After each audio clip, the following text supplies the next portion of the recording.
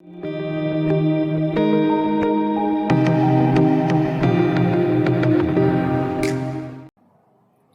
everyone.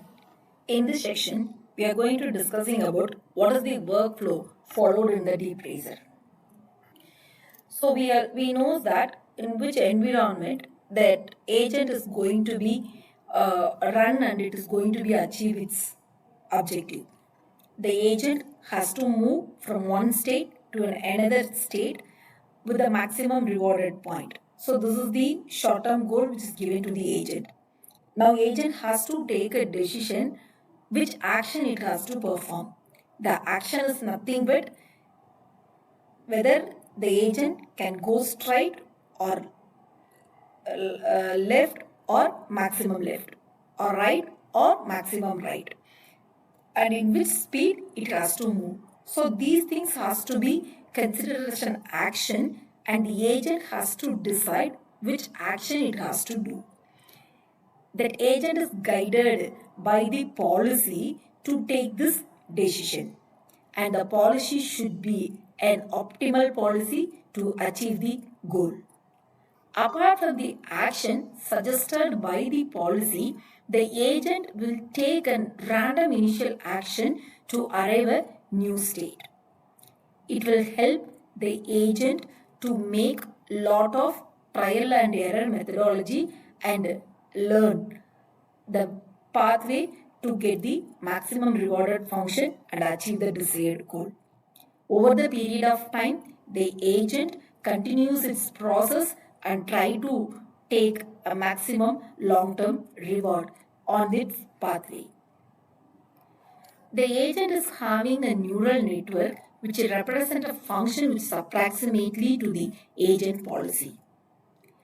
The action depends upon the camera image which has been taken by the camera which is attached with the device. The speed and steering angle has to be identified in an action space. If agent receives the positive rewarded function, then we came to a conclusion that it is on track. If the rewarded function is negative, automatically the device is in an off track, it has to reset. Let me have a look onto the policy. So the policy only provides the suggestion on which action has to be done. The policy will be divided into two ways. One is stochastic policy and another one is the deterministic policy.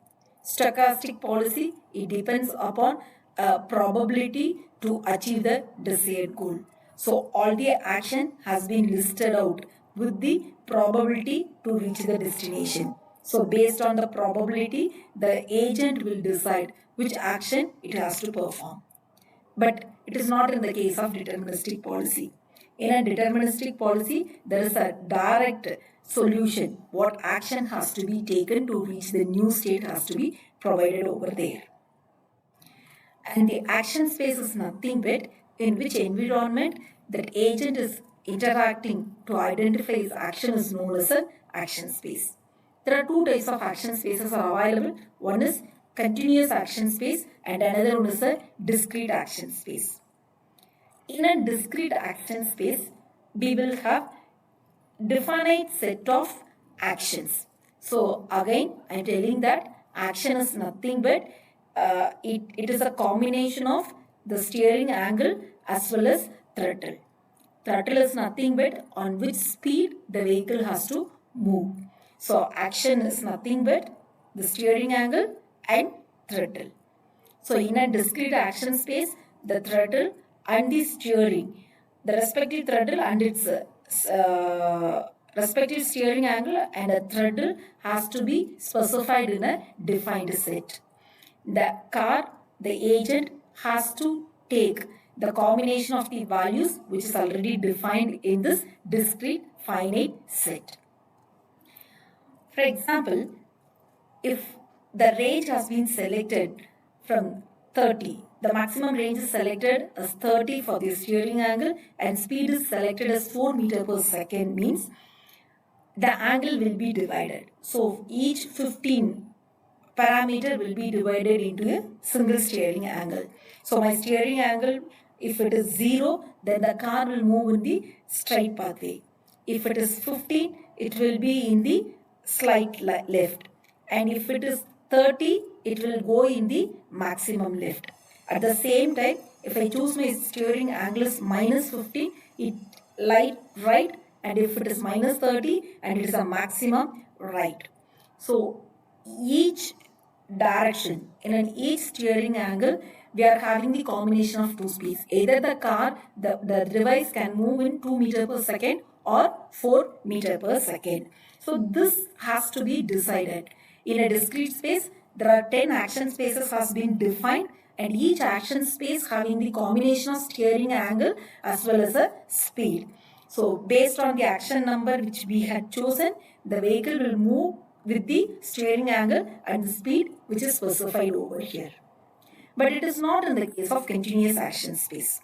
In a continuous action space, we are only specifying on which range to which range, throttle as well as the steering angle. It may take any angle, any steering angle or any speed from that specific range. For example, if my car is tuned for 0.5 meter per second to 4 meter per second, it may go in any the car speed might be between any number in between this particular 0.5 meter per second and 4 meter per second. Likewise, the steering angle, if it is 20, no, it will be go from 20 to minus 20. If it is minus 20, it is extremely right. If it is 20, it is extremely left. And this is the workflow of the deep racer. Once we are creating the model, the action space, its steering angle, and its maximum speed range, everything will be inputted over there at the time of configuration.